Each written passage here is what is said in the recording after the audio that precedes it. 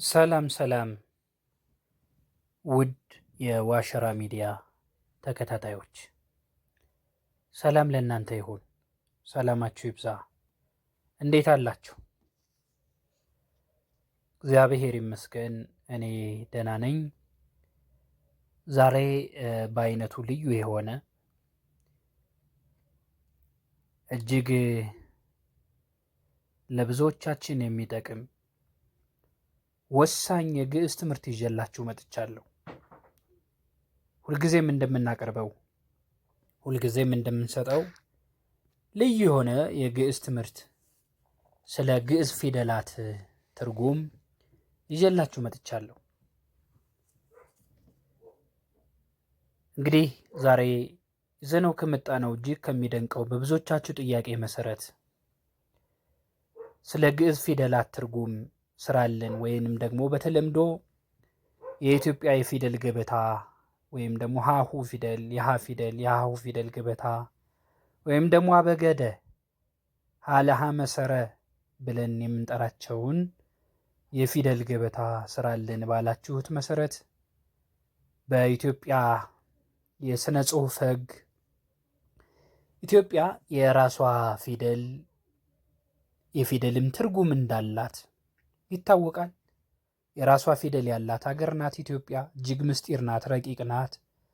ፊደሎቿ፣ ቃላቶቿ ትርጉም ያላቸው የራሷ የፊደል ቅርጽ ያላት ሀገር እንደመሆኗ መጠን ይህቺ ምስጢር የሆነችው የግዕዝ ባለቤት የሆነችው ኢትዮጵያ የግዕዝ ፊደላቶቿ ትርጉማቸው ምንድን ነው፣ ቅርጾቿ ምንድን ነው የሚለውን አስረዳን ባላችሁት መሰረት በብዙዎቻችሁ ጥያቄ መሰረት ዛሬ እጅግ አስደናቂ የሆነውን ሃሁ ብለን የምናስበውን ወይም ደግሞ በተለምዶ የፊደል ገበታ ብለን ገበታ ፊደል ብለን የምንጠራውን የአበገደ የፊደላት ትርጉም ስለ ግዕዝ ፊደላት ስለ ፊደላቱ ትርጉም እጅግ አስደናቂ የሆነውን ትርጉም ይዤላችሁ መጥቻለሁ።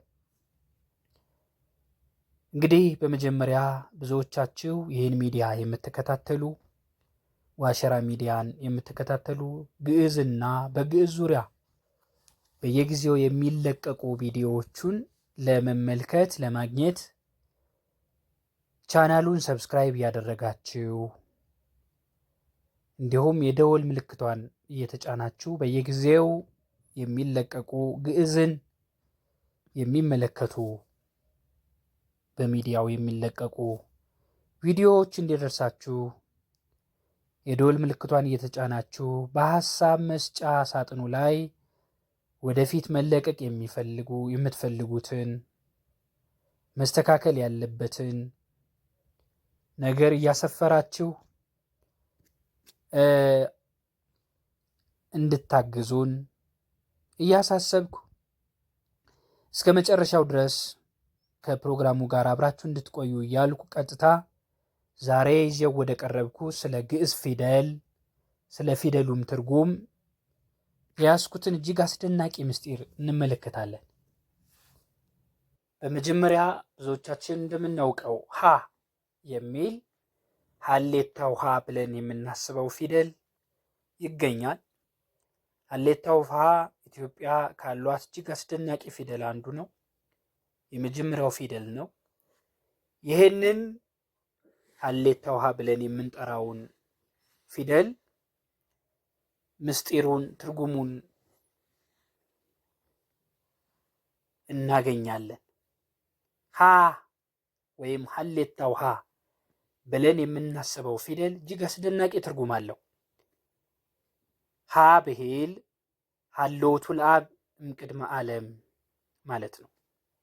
ሃ ብሂል ሀሎቱ ለአብ እምቅድመ ዓለም። ሃ ማለት የአብ አኗኗሩ የእግዚአብሔር አብ አኗኗሩ ከዓለም በፊት እግዚአብሔር አብ ነበረ ማለት ነው። የግዕዝ ሚዲያ ተከታታዮች ይህም ፕሮግራም አድማጮች ሁላችሁ ሃ የሚባለው ፊደል በኢትዮጵያ ሊቃውንት ያለ አንዳች ትርጉም ዝም ብሎ የተቀመጠ አይደለም። እጅግ አስደናቂ ትርጉም አለው። የኢትዮጵያ ፊደሎች ከእግዚአብሔር ጋር ግንኙነት አላቸው። መለኮታዊ ትርጉም ያላቸው ናቸው። ለምሳሌ የመጀመሪያውን ሀሌታው ሀ ብለን የምናስበውን ፊደል ብንወስድ ሀ ብሂል ሀለወቱ ለአብ ቅድመ ዓለም። ሀ ማለት ዓለም ከመፈጠሩ በፊት እግዚአብሔር ነበረ ማለት ነው። አስተውሉ። ሀ ማለት ዓለም ከመፈጠሩ በፊት እግዚአብሔር ይኖር ነበረ ማለት ነው። እግዚአብሔርን መኖር የሚያስረዳ ነው። ሁለተኛው ለ ነው የምናገኘው። ለ የሚባለው ፊደል ደግሞ አሁንም እንደ ሀ ሁሉ እንደ ሀሌታው ሀ ሁሉ የራሱ ትርጉም አለው። ለብሂል ለብሰ ስጋ ዚአነ። ተመልከቱ። ለብሂል ለብሰ ስጋ ዚአነ ለማለት እግዚአብሔር ወልድ ወይም ከስድስቱ ቅዱስ አንዱ ቅዱስ ወልድ ወይም እግዚአብሔር ቃል ስጋን ለበሰ ማለት ነው። ተመልከቱ፣ አስተውሉ።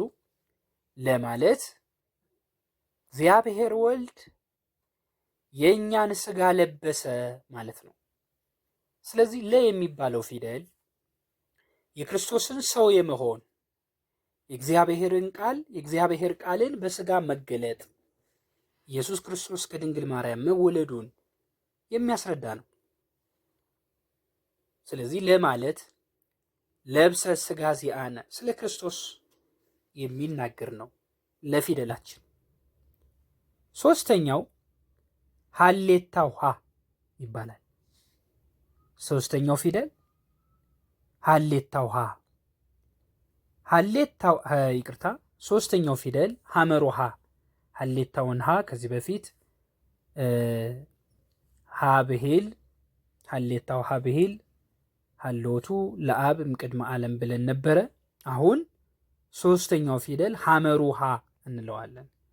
ሐመሩ ሀ ብዙ ጊዜ ሐመር ተብሎ የሚጻፍበት ፊደልን ለመወከል በተለምዶ ሐመር ተብሎ የሚጻፍበት፣ ሐመር ማለት መርከብ ማለት ነው። ስለዚህ ሐመሩ የሚጻፍበት ሐመር የሚጻፍበት ፊደል ለማለት ስንፈልግ ሐመሩ ሀ እንለዋለን። ሐመሩ ሀ ማለት ሀ ብሂል ሐመሩ ሀ ብሂል ሐመ ወሞተ በእንቲአነ። ሐመሩ ሀ ብሂል ወይም ሀ ብሂል ሐመ ወሞተ በእንቲአነ። ሐመሩ ሀ ማለት ኢየሱስ ክርስቶስ ቅድም ለብሰ ስጋ ዚአነ ያልነው ስጋን የለበሰው ኢየሱስ ክርስቶስ ስለኛ ታመመ፣ ከታመመን በኋላ ሞተ ማለት ነው። ተመልከቱ። ሐመሩ ሀ ማለት ቅድም ለብሰ ስጋ ዚአነ ያልነው ወይም ስለኛ ስጋን ለበሰ ያልነው እግዚአብሔር ወልድ ሐመ ወሞተ በእንቲአነ ስለኛ ታሞ ሞተ ማለት ነው። ሐመሩ ሀ ማለት ስለኛ ታሞ ሞተ ማለታችን ነው። አራተኛው ፊደል መ ነው። መ ማለት የመ አስደናቂ ትርጉም መብሂል መንክር ግብሩ ለእግዚአብሔር። መብሂል መንክር ግብሩ ለእግዚአብሔር። መ ማለት የእግዚአብሔር ስራው ድንቅ ነው ማለት ነው። አስተውሉ። መ ማለት መንክር ግብሩ ለእግዚአብሔር ማለት ሲሆን ይህም ማለት የእግዚአብሔር ስራው ድንቅ ነው ማለት ነው። እግዚአብሔር ስራው ድንቅ ነው ስንል ወይም አባቶቻችን ሲሉ መ የሚባለውን እጅግ ረቂቅ ትርጉም ያለበትን የፊደል ቅርጽ ሰርተዋል ማለት ነው። መብሂል መንክር ግብሩ ለእግዚአብሔር የእግዚአብሔር ስራው ድንቅ ነው ማለት ነው። አምስተኛው ፊደል ሰ ነው። ሰ ብሂል አስተውሎ የሰን ትርጉም ወይም በተለምዶ ንጉሱ ሰ የምንለው ንጉስ የሚጻፍበት ፊደል ይሄ ደብሊውን የሚመስለው ብዙ ጊዜ በተለምዶ ሰ ወይም 3 ቀስቶች ያሉት ሰ የሚባለው ፊደል ይቅርታ ንጉስ ሰ ይባላል። ንጉሱ ሰ ይባላል። ንጉስ የሚባለውን ቃል ስንጽፍ በዚህ ነው የምንጽፈው ማለት ነው። ንጉሱ ሰ የምንለው ወይም ሰ ወይም ንጉሱ ሰ ብሂል ሰረቀ በስጋ እምድንግል ሰ ብሂል ንጉሱ ሰ ብሂል ሰረቀ በስጋ እምድንግል ንጉሱ ሰ ማለት ከድንግል በስጋ ተወለደ ተገለጠ ማለት ነው። እግዚአብሔር ወልድ ከዚህ በፊት ስለኛ ሰው ሆነ ያልነው ከዚህ በፊት ለትርጉማችን ብሂል ለብሂል ለብሰ ስጋ ዚያነ ስለኛ የእኛን ስጋ ለበሰ ወይም ስለኛ ስጋ ለበሰ ብለን የጠራ ነው።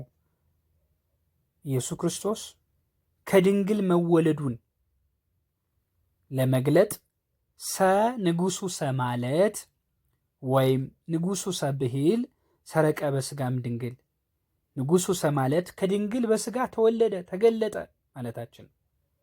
ንጉሱ ሰ ማለት ሰረቀ በስጋም ድንግል ከድንግል በስጋ ተወለደ ተገለጠ ማለታችን። አስተውሉ። ሰ የሚባለውን ንጉሱን ሰ ብዙ ጊዜ ስንናገር ነገረ ክርስቶስን እየተናገርን ነው። ከድንግል ማርያም መወለዱን እየተናገርን ነው ማለት ነው። ቀጥሎ ያለው ፊደል ረ ማለት ነው። ረ የሚባለውን የፊደል ቅርጽ አባቶቻችን በምን ትርጉም ቀረጹት ብለን ስናስብ ረ ብሂል ረጋ ሰማይ ወምድር ይለናል።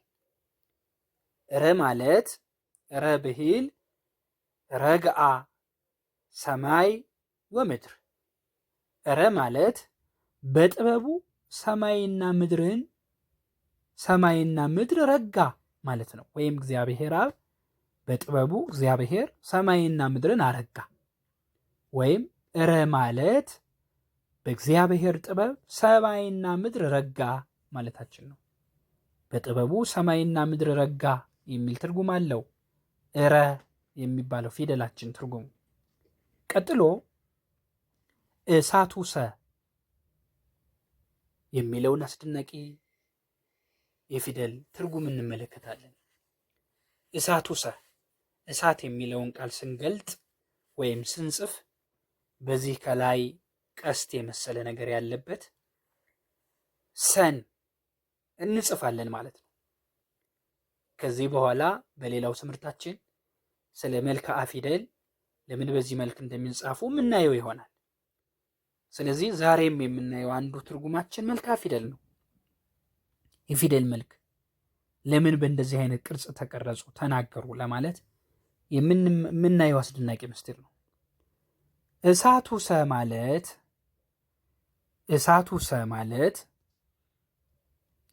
ሰ ብሂል ሰብአ ኮነ ከማነ ማለት ነው። እሳቱ ሰ ብሂል ሰብአ ኮነ ከማነ እሳቱ ሰ ወይም 7ን በዚህ ቅርጽ እንጽፈዋለን ማለት ነው። እሳቱ ሰ ማለት እንደኛ ሰው ሆነ ማለታችን ነው። እሳቱ ሰ ማለት እንደኛ እግዚአብሔር ወልድ እግዚአብሔር ቃል ሰው ሆነ ማለታችን ነው። አስተውሉ። እሳቱ ሰ የሚለው አስደናቂ ፊደል ትርጉም እንደኛ ሰው ሆነ የሚለውን ትርጉም ይሰጠናል። ቀጥሎ ያለው ፊደላችን የምንመለከተው ቀ የሚባለው ፊደላችን ነው። የቀ አስደናቂ ትርጉም ቀ ብሂል ቀዳሚሁ ቃል ውእቱ። በደንብ አስተውሉ። ቀ ብሂል ቀዳሚሁ ቃል ውእቱ። ቀ ማለት በመጀመሪያ ቃል ነበረ። አስተውሉ። ቀ ማለት ቀ የሚወክለው አስደናቂ ትርጉም ቀ ማለት በመጀመሪያ ቃል ነበረ ወይም በመጀመሪያ በተዋሕዶ ከመገለጡ በፊት ወይም በተዋሕዶ ሰው የሆነው ቃል በመጀመሪያ ነበረ ወይም በዮሐንስ ወንጌል በምዕራፍ 1 ላይ ተጽፎ የምናገኘውን አስደናቂ ትርጉም የሚነግረን ነው፣ የሚያስረዳን ነው። ቀ ብሂል ቀዳሚሁ ቃል ውእቱ። ቀ ማለት በመጀመሪያ ቃል ነበረ ማለታችን ነው። አስተውሉ። ቀ ማለት በመጀመሪያ ቃል ነበረ ማለታችን ነው። ቀጥሎ የምናገኘው ፊደል በ ነው። በን ሁላችሁም አስተውሉት። በብሂል በትህትናሁ ወረደ ለቤዛ ኩሉ ዓለም። በብሂል በትህትናሁ ወረደ ለቤዛ ኩሉ ዓለም። በማለት ለዓለም ሁሉ ቤዛነት በትህትናው ወረደ። በማለት ለዓለም ሁሉ ቤዛነት በትህትናው ወረደ የሚል አስደናቂ ትርጉም ይነግረናል።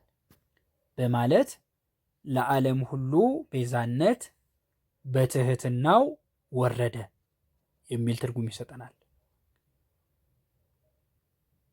ተ ቀጥሎ የምናገኘው ፊደል ነው።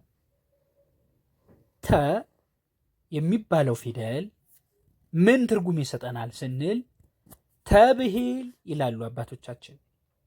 ተብሂል ተሰባ ወተሰገወ።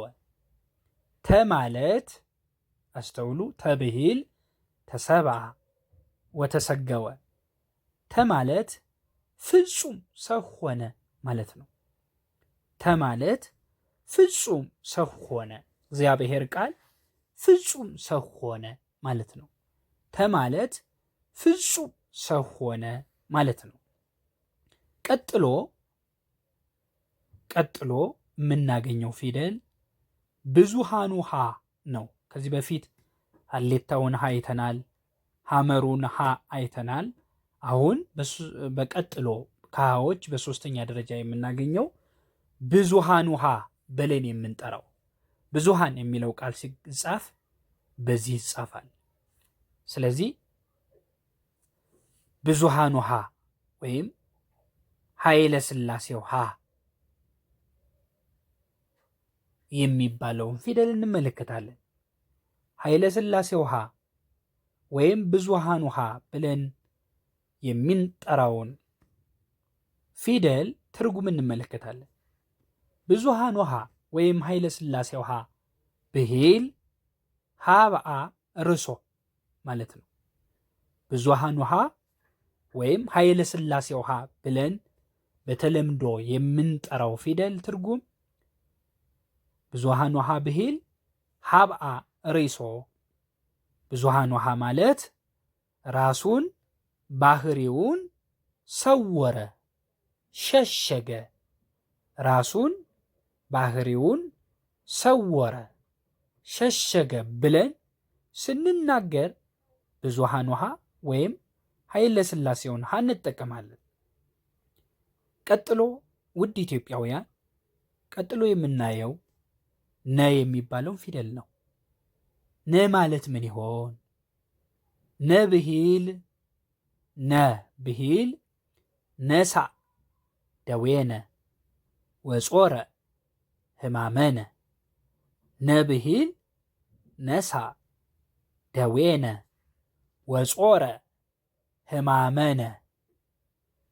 ነ ማለት ነ የሚባለው ፊደል ያለው ትርጉም ነ ማለት ደዌያችንን፣ በሽታችንን፣ ደዌያችንን ያዘ፣ ሕመማችንም ተሸከመልን ማለት ነው። ማለት ደዌያችንን ያዘልን፣ ሕመማችንንም ተሸከመልን ማለት ነው።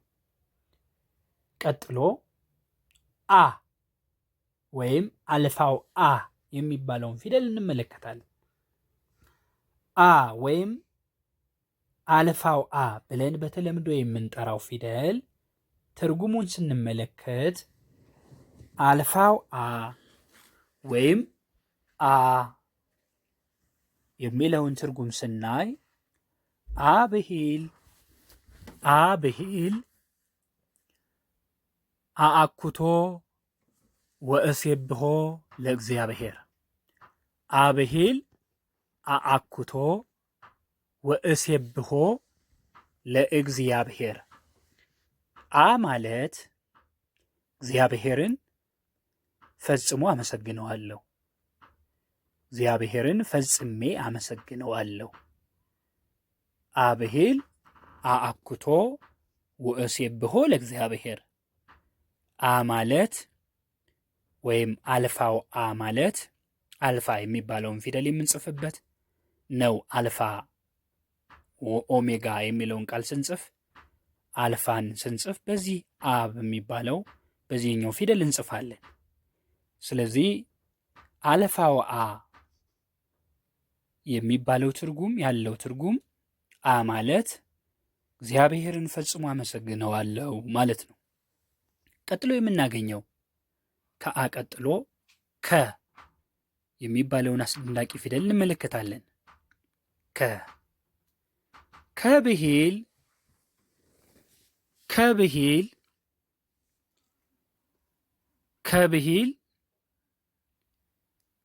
ካሊ እግዚአብሔር። ከማለት ካሊ ከብሂል ካሊ ወይም ክሂል ካሊ እግዚአብሔር ከማለት እግዚአብሔር ሁሉን ቻይ ነው ማለት ነው። ከማለት ካሊ እግዚአብሔር የሚል የግዕዝ ትርጉም ሲኖረው ከማለት ትርጉሙ እግዚአብሔር ሁሉን ቻይ ነው ማለት ነው። ስለዚህ ውድ ኢትዮጵያውያን ከየሚባለውን ፊደል ስናስታውስ እግዚአብሔር ሁሉን ቻይ ነው ለማለት የምንጠቀምበት ኮድ ወይም ደግሞ የፊደል መልክ መሆኑን ማሰብ አለብን። ቀጥሎ የምናገኘው ፊደል ወ የሚል ነው። ወ ምን ይሆን ትርጉሙ? ወብሂል ወረደ እምሰማያት የሚል ትርጉም ይሰጠናል። ወብሂል ወረደ እምሰማያት። ወ ማለት ከሰማያት ወረደ ማለት ነው። ወ ማለት እግዚአብሔር ወልድ ወይም እግዚአብሔር ቃል ከሰማይ ወረደ፣ ከሰማያት ወረደ ማለታችን ነው። ወ የሚለውን ፊደል ስናስታውስ የእግዚአብሔር ቃል ከሰማይ መውረዱን እናስባለን።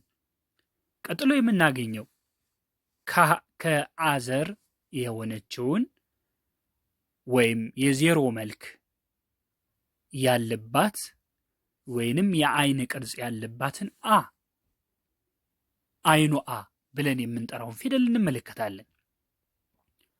በተለምዶ አይን ክብ ናት።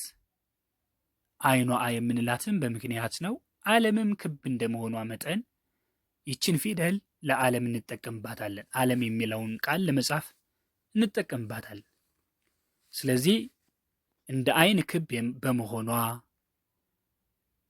እንደ ዓለምም ክብ በመሆኗ አ ዓለም ወይም አይኑ አ እንላለን። አብሂል አብይ እግዚአብሔር የሚል ትርጉም ይሰጠናል። አብይ ብለን ስንጽፍም በዚችው በክቧ ዜሮ በመሰለችው ወይም አይን በመሰለችው አ እንጽፋለን ማለት ነው። ስለዚህ አብሂል አይኑ አብሂል አብይ እግዚአብሔር። አይኑ አ ማለት እግዚአብሔር ታላቅ ነው ማለት ነው። አይኑ አ ማለት አብይ እግዚአብሔር ማለት ሲሆን ትርጉሙም እግዚአብሔር ታላቅ ነው ማለት ነው። ቀጥሎ ዘ ፊደልን እንመለከታለን። ዘብሂል ዘኩሎ ይእህዝ እግዚአብሔር። ዘብሂል ዘኩሎ ይእህዝ እግዚአብሔር። ዘማለት እግዚአብሔር ሁሉን የሚይዝ የሚገዛ ነው ማለት ነው። ዘማለት አስተውሉ። የሚባለውን ቅርጽ ስናስብ የፊደል መልክ ስንመለከት አይምሯችን ላይ የሚመጣው ወይም አባቶቻችን በኮድ ያስቀመጡት እግዚአብሔር ሁሉን የሚገዛ ሁሉን የሚይዝ ነው ለማለት ያስቀመጡት የፊደል ቅርጽ ወይም መልክ ኮድ ነው ማለት ነው። ዘብሂል ዘኩሎ ይእህዝ እግዚአብሔር። ዘማለት እግዚአብሔር ሁሉን የሚይዝ የሚገዛ ነው ማለት ነው። ቀጥሎ የምትባለውን የፊደል ቅርጽ ትርጉም እንመለከታለን። የብሂል የማነ እግዚአብሔር ገብረት ኃይለ። የብሂል የማነ እግዚአብሔር ገብረት ኃይለ የማለት የእግዚአብሔር ቀኝ ኃይልን አደረገች ማለት ነው። የማለት የእግዚአብሔር ቀኝ ኃይልን አደረገች ማለት ነው። ስለዚህ የምትለውን ቅርጽ ስንመለከት የፊደል ቅርጽ ስናይ ወደ አይምሯችን የሚመጣው የእግዚአብሔር ኃይል የእግዚአብሔር ቀኝ ኃይልን ማድረጓ ነው። የማለት የእግዚአብሔር ቀኝ ኃይልን አደረገች ማለታችን ነው። ቀጥሎ የምንመለከተው ፊደል ደ ነው። ደ ማለት ደብሂል ደመረ መለኮቶ ምስለ ስጋነ። ደ ማለት ደብሂል ደመረ መለኮቶ ምስለ ስጋነ። ደ ማለት መለኮቱን ከስጋችን ጋር አንድ አደረገ ማለት ነው። ደ ማለት መለኮቱን ከስጋችን ጋር አንድ አደረገ ማለት ነው። አስተውሉ። ደ የሚባለውን የፊደል ቅርጽ ስናስብ እግዚአብሔር መለኮቱን ከስጋችን ጋር አንድ አደረገ ወይም ስጋ ከመለኮት መለኮት ከስጋ አንድ መሆኑን መዋሃዱን ነገረ ተዋሂዶን እናስባለን እንመለከታለን ማለት ነው። ቀጥሎ የምናገኘው ፊደል ገ የሚል ይሆናል። የገን ፊደል ትርጉም እንመለከታለን። ገብሂል ገባሬ ሰማያት ወምድር። እስኪ ገብሂል ገባሬ ሰማያት ወምድር። ገ ማለት ምድርና ሰማያትን የፈጠረ ነው ማለት ነው። ገ ማለት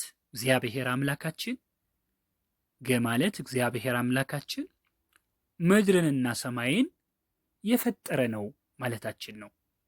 ቀጥሎ የፊደል መልክ ጠ የሚል ሲሆን የጠን የፊደል ትርጉም ስንመለከት ጠብሂል ጠቢብ እግዚአብሔር። ጠብሂል ጠቢብ እግዚአብሔር። ጠ ማለት እግዚአብሔር ጠቢብ ነው ማለት ነው።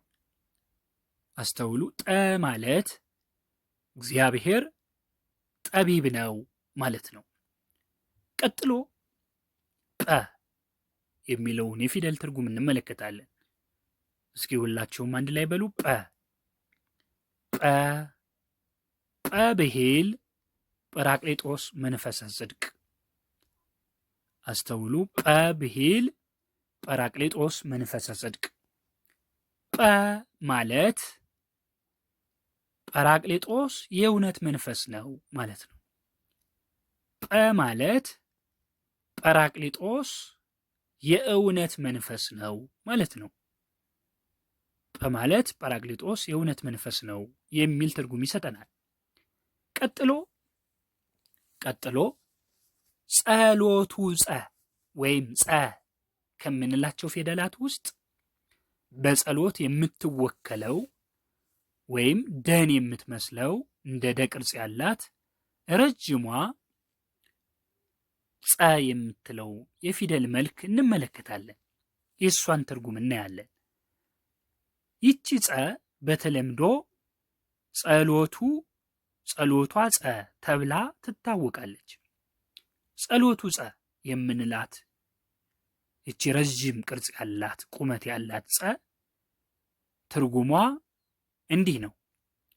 ጸ ብሂል ጸሎቱ ጸ ብሂል ጸጋ ወጽድቅ እግዚአብሔር። ጸ ብሂል ጸጋ ወጽድቅ እግዚአብሔር። ጸሎቱ ጸ ማለት እግዚአብሔር ጸጋና እውነት ነው ማለት ነው። ጸሎቱ ጸ ማለት እግዚአብሔር ስጦታና እውነት ነው ማለት ነው። አስተውሉ። ጸሎቱ ጸ የሚለውን ፊደል በምትወክለው ሲጻፍ ጸ ማለት እግዚአብሔር ስጦታና እውነት ነው ማለት ነው። ቀጥሎ አይኑ አን የምትመስለው ጸ ወይም ክቧ ጸ ትገኛለች። ዜሮን የመሰለችው መሃል ላይ ቅርጽ ያላት መስመር ያላት ጸ ወይም በተለምዶ ፀሐዩ ጸ የምንላት ፊደል ትገኛለች። ፀሐይ በዚህ ፊደል የሚጻፍ ስለሆነ በተለምዶ ፀሐዩ ጸ እንለዋለን። ይህን ፊደል ወይም እንላታለን። ፀሐዩ ጸ ማለት ፀሐዩ ጸ ብሂል አስተውሉ። ፀሐዩ ጸ ብሂል ወይም ጸ ብሂል ፀሐየ ጽድቅ እግዚአብሔር። ጸ ብሂል ፀሐየ ጽድቅ እግዚአብሔር። ጸ ማለት እግዚአብሔር የእውነት ፀሐይ ነው ማለት ነው።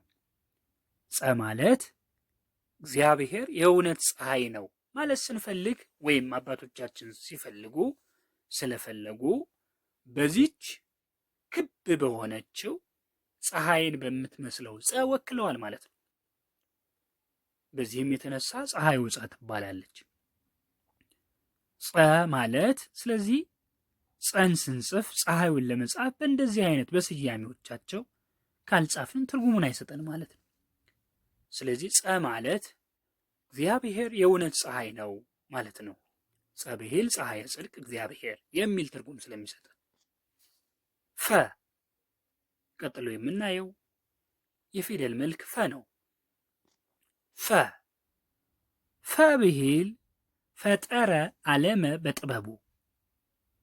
ፈ ብሂል ፈጠረ ዓለመ በጥበቡ እግዚአብሔር።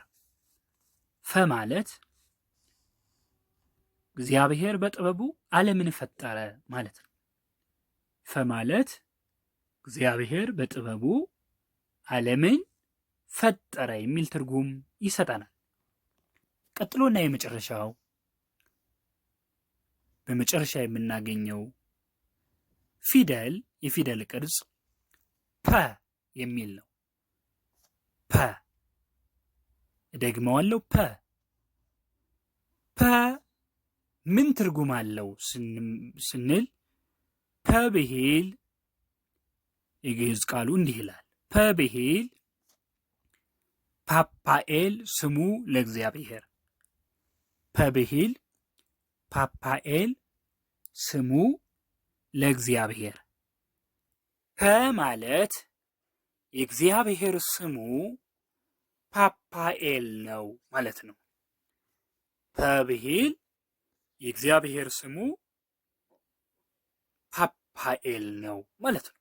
ስለዚህ እግዚአብሔር እጅግ አስደናቂ ከሆኑ ስሞች መካከል ፓፓኤል የሚል ስም አለው። ስለዚህ ፐ ማለት የእግዚአብሔር ስሙ ፓፓኤል ይባላል ወይም እግዚአብሔር ፓፓኤል የሚል ስም አለው ማለታችን ነው። ውድ የዋሸራ ሚዲያ ተከታታዮች ለዛሬው ይዘንላችሁ የመጣ ነው መልክዓ ፊደል የፊደል ቅርጽ አስደናቂ የግዕዝ ፊደል ትርጉም የፊደላቱ ድብቅ ትርጉም ይህንን ይመስል የተከታተላችሁትን ይመስል ነበር። ከዚህ የተለዩ ግዕዝን የተመለከቱ አስደናቂ የኢትዮጵያ ፊደላት፣ የግዕዝ ቀመር፣ ግዕዝን የሚመለከቱ ማናቸውም ነገሮች እንዲደርሳችሁ ዋሸራ ሚዲያን ሰብስክራይብ እያደረጋችሁ በየጊዜው የሚለቀቁ ቪዲዮዎቹ እንዲደርሳችሁ የደወል ምልክቷን እየተጫናችሁ በሐሳብ መስጫ ሳጥኑ ላይ ቀጥሎ መለቀቅ አለበት ብላችሁ የምታስቡትን እያስቀመጣችሁ ላልደረሳቸው ሸር እያደረጋችሁ ላይክ እያደረጋችሁ ግዕዝን ለዓለም ሁሉ እንድታዳርሱ ጥሬን እያስተላለፍኩ እያገዛችሁን ከጎናችን እንዳትለዩ ስል መልእክቴን እያስተላለፍኩ በቀጣይ ቪዲዮ እስክንገናኝ ድረስ እግዚአብሔር ሀገራችን ኢትዮጵያን ይባርክ። ሰላም ቆዩ። ደህና ሁኑ። ይቆየን።